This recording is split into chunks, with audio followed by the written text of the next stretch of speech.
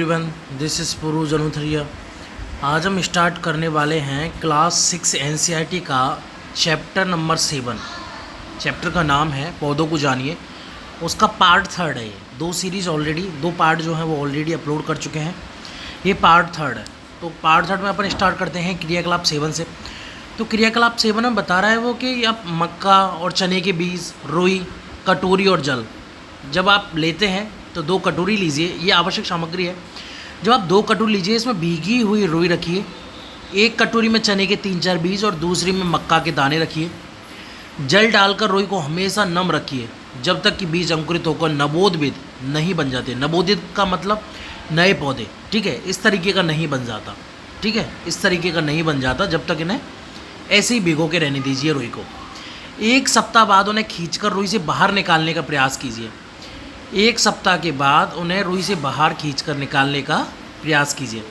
क्या नवोदित सरलता से रुई से बाहर खिंच आते हैं? बिल्कुल नहीं, क्योंकि ये जो अंकुरित उनके पार्ट्स हैं वो उसमें फंस जाते हैं, तो वो ईजिली बाहर नहीं आ सकते। क्रियाकलाप 6 में हमने देखा कि हम पौधों के भूमि में खींचकर आसानी से नहीं निकाल सकते। बिल्कुल सही बात है, पौधों को ईजिली खींचकर बाहर नहीं निकाल सकते, क्योंकि जो जड़ होती है, जड़ जो होती है वो ज़मीन में धंस जाती है, मिट्टी में अच्छे से धंस जाती है, तो ईजिली उसे बाहर नहीं निकाला जा सकता। ओके, उन्हें मिट्टी खोद कर निकालना पड़ता है। बिल्कुल, मिट्टी एक्चुअली क्या है, उसे टाइटली पकड़ लेती है। जब आप मिट्टी को खोदते हो तो मिट्टी बाहर आ जाती है और ओनली जड़ें रह जाती है, या थोड़ा बहुत मिट्टी उसको साइड से पकड़े हुए होती है, तो वो ईजिली बाहर आ जाता है। जड़ें पौधे को मिट्टी में मजबूती से जमाए रखने का काम करती हैं। बिल्कुल सही बात है, ठीक है। जो भाई जड़ का काम क्या है? पौधे को सपोर्ट प्रदान करना। मिट्टी में जकड़ के रहेगा पौधा तो जाहिर सी बात है कि वो खड़ा रहेगा सीधा, है ना, सपोर्ट रहेगा उसे। बाकी और कोई सपोर्ट नहीं है। तना है, तने का डायरेक्टली कोई सपोर्ट नहीं। तना एक बीच वाला हिस्सा है। जैसे कि अगर अपन बॉडी पार्ट की बात की जाए तो पैर हुआ, धड़ हुआ और अपना हेड हुआ, ठीक है। तो धड़ वाला हिस्सा जब तक पैर ज़मीन पर टिके नहीं होंगे तो धड़ वाला हिस्सा जो है वो टिका नहीं रह सकता। पैर उसके लिए कंपलसरी है, इसीलिए जो है मिट्टी कंपलसरी है, ठीक है। सॉरी, जड़ कंपलसरी है। जड़ कंपलसरी है क्योंकि जड़ उसको सपोर्ट प्रदान करती है, मिट्टी में रह के एकदम स्थिर खड़ा कर देती है, ठीक है। इसलिए इन्हें मिट्टी में पौधों का स्तरक कहा जाता है, ठीक है। इसलिए इन्हें स्तरक भी कहा जाता है, ठीक है। स्तरक भी कहा जाता है क्योंकि एक जगह स्थिर कर देती है इन्हें। आपने देखा कि तने एवं पत्तियाँ विभिन्न प्रकार की होती हैं। क्या जड़ों में भी विविधता पाई जाती है? क्योंकि आपने देखा होगा जो तने होते हैं वो कई प्रकार के होते हैं, पत्तियाँ भी हैं जो होती हैं वो भी कई प्रकार की होती हैं। एक जनरल एग्जांपल होता है एक बीज पत्ती, द्विबीजपत्री, ठीक है। इसमें पत्तियों में एग्जांपल्स होते हैं एक बीज पत्रक, द्विबीजपत्रक, ठीक है। क्या जड़ों में भी विविधता पाई जाती है? बिल्कुल हाँ, जड़ों में भी विविधता पाई जाती है। चलो हम अगले क्रियाकलाप में देखते हैं। क्रियाकलाप 8 है ये, 7.16 और 7.16 बी, ए और बी, ठीक है। इन स्ट्रक्चर्स की बात कर रहा है वो, ओके।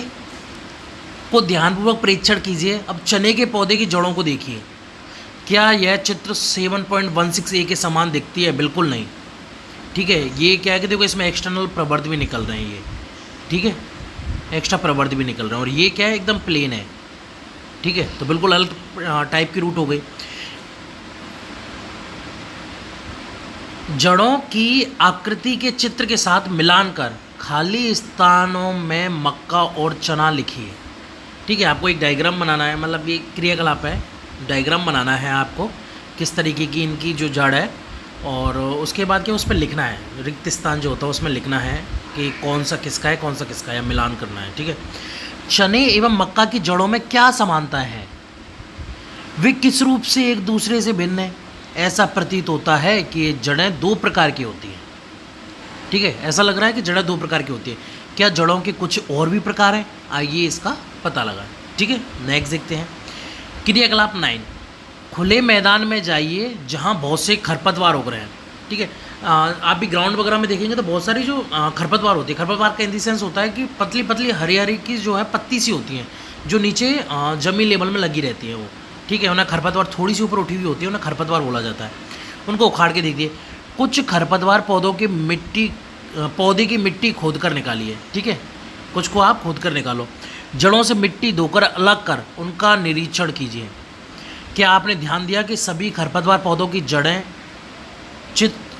या तो चित्र 7.16 ए की तरह है अथवा 7.16 बी की तरह है, ठीक है। और एक्चुअली क्या है कि देखो सेम प्लांट की जड़ जो रहेगी वो सेम रहेगी, उससे कोई फ़र्क नहीं पड़ता कि कितने बड़ी की ले रही हो कितने की छोटी ले रही हो। हाँ, उसकी साइज़ में डिफरेंस हो सकता है, बाकी का उसकी जो स्ट्रक्चर होगी, एनाटोमी जो होगी उसकी वो सेम रहेगी। चलिए आगे देखते हैं। ये दो प्रकार की इसमें जड़ों के डायग्राम दे रखे हैं। तो ये जो जड़ है, जो बेस जो होता है, ये बेस है, तो यहाँ से एक पार्ट निकल रहा है, बस एक ही जड़ निकल रही है, मेन जड़ जिसे बोला जाता है, जिसे मुख्य जड़, ठीक है, या मूसला मूल बोला जाता है। इसके साथ में क्या पार्श्व जड़ होती हैं, कई सारी पार्श्व जड़ होती हैं, ठीक है। ये पार्श्व जड़ इस प्रकार से ये इसकी जो है वो स्ट्रक्चर होती है, मेन से एक निकलेगी फिर उसके बाद उससे निकलती रहेगी। ये दूसरी है रेशेदार मूल या फिर जकड़ा मूल, ठीक है, ये वाली रेशेदार या जकड़ा मूल। इसमें क्या होता है, जो बेस होता है इसी से बहुत सारी निकलती हैं, ठीक है, बेस से बहुत सारी निकलती हैं और फिर उसके बाद ये आगे डिवाइड वगैरह हो जाती हैं। जैसे भी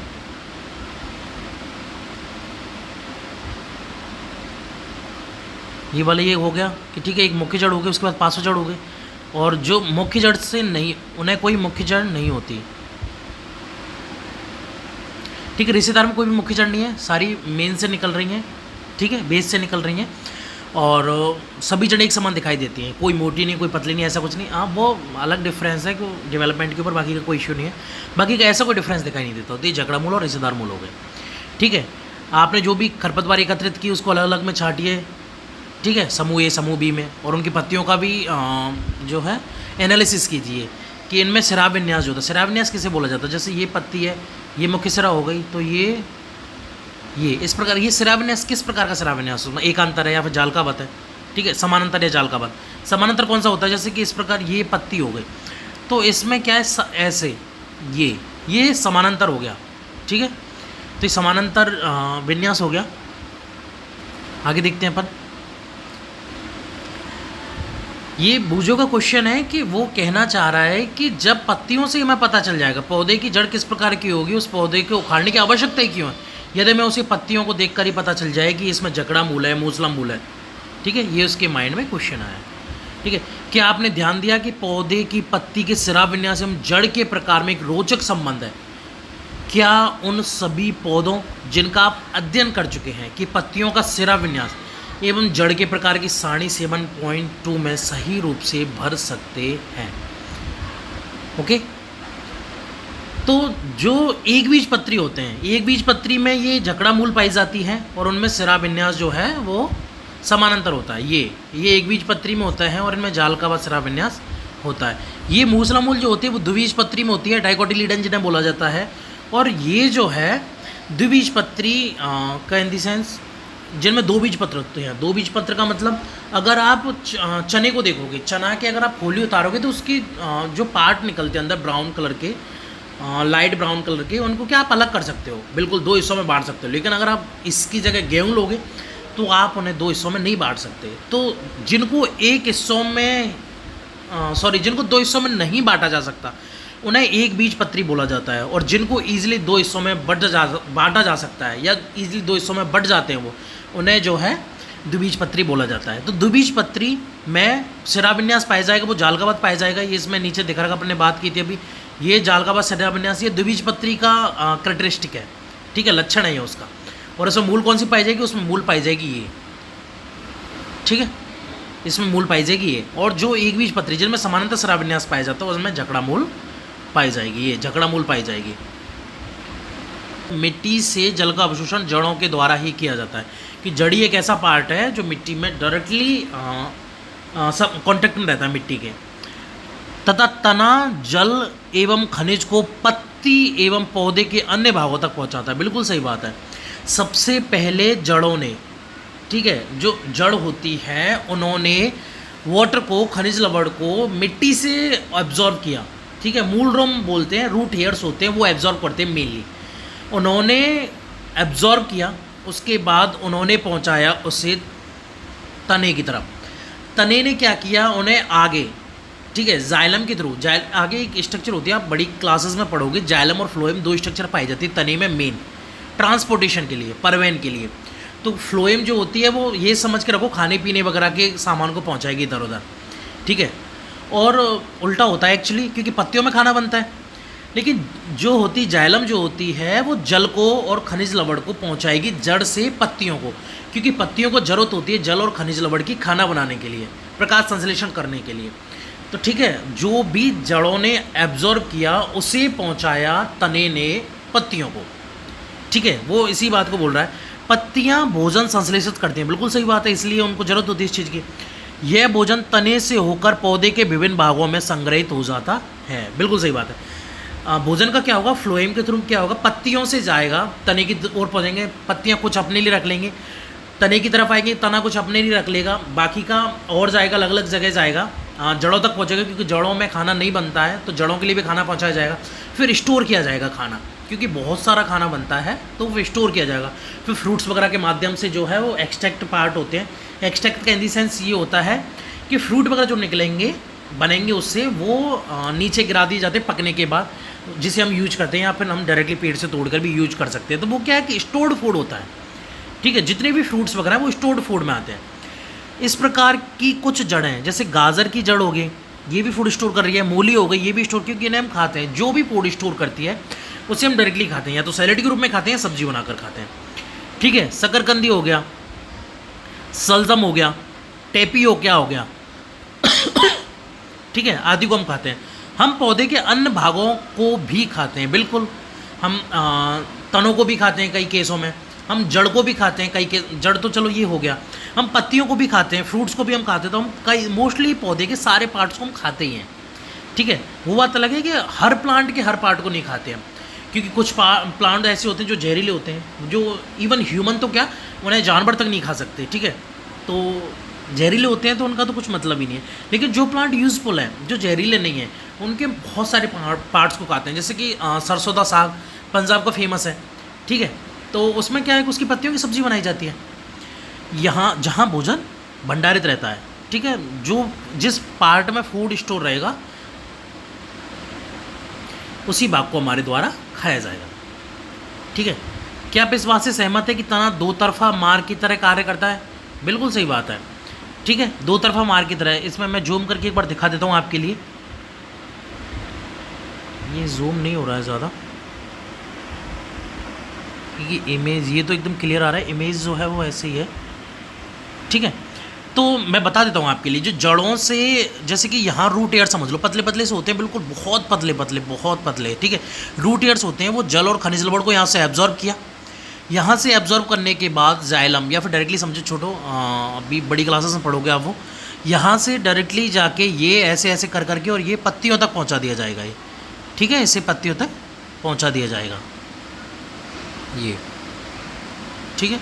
ये पत्तियों तक पहुँच गया, यहाँ से जितनी भी सारी पत्तियाँ हों उन सब तक पहुँचा जाएगा, और यहाँ पे प्रकाश संश्लेषण के थ्रू खाना बनाया जाएगा, ठीक है। उल्टा सरफेस दिखा रखा है, ये नीचे से दिखा रखा है शराब विन्यास वगैरह के लिए, बाकी का सीधी में उतनी क्लियर नहीं दिखती जितना नीचे से दिखती है, नस की तरह उभरी हुई होती है, ठीक है। फिर यहाँ पर जो फूड स्टोर हुआ, या फूड जो बना, सॉरी स्टोर नहीं होगा यहाँ, फूड यहाँ पर जो बना, उस फूड को क्या करेगा, तने के माध्यम से अलग अलग भागों में, क्योंकि यहाँ भी पहुँचेगा ये, ठीक है, ऊपर भी पहुँचाया जाएगा ये तने की तरफ, या फिर यहाँ से निकलेगा, वो बात अलग है, ठीक है। और यहाँ से फिर जड़ों के थ्रू, जड़ों की तरफ पहुँचाया जाएगा, ठीक है। कुछ जड़ों में स्टोर होगा, गाजर मूली वगैरह, उसे हम खाते हैं।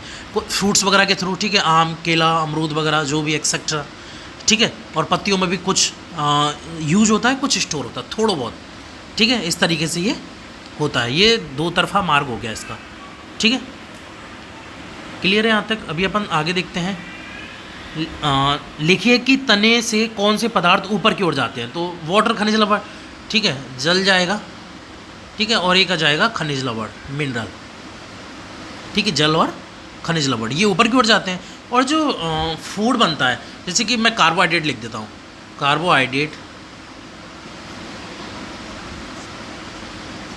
कार्बोहाइड्रेट जो है वो नीचे की तरफ आएगा, या फिर अलग अलग पार्ट्स में जाएगा, ठीक है।